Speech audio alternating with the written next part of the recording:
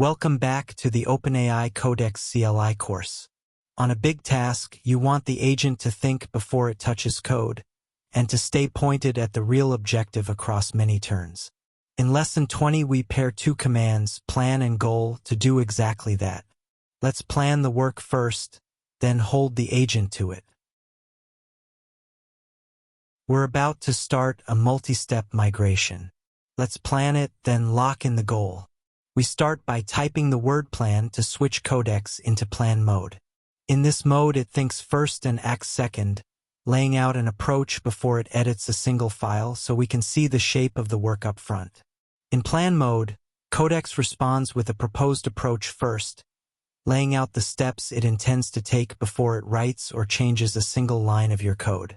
Next, we lock in the objective. We type the word goal followed by what we're actually trying to achieve, and Codex sets a persistent task goal that will stay in view across every turn from here on.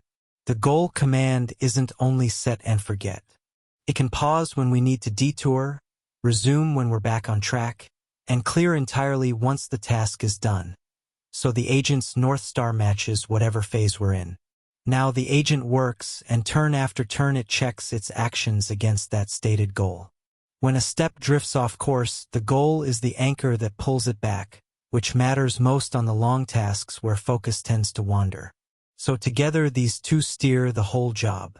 Plan gets a considered approach before anything changes, and goal keeps the agent aligned to what you actually want across all the turns it takes to get there.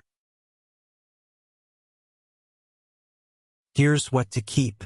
The plan command switches Codex into plan mode, laying out an approach before touching code. The goal command sets a persistent task goal that keeps the agent aligned across many turns. You can pause, resume, or clear that goal as the phases of the work change. The full Codex CLI course is at Standarity.com, and in Lesson 21 we run Codex headless with Codex exec.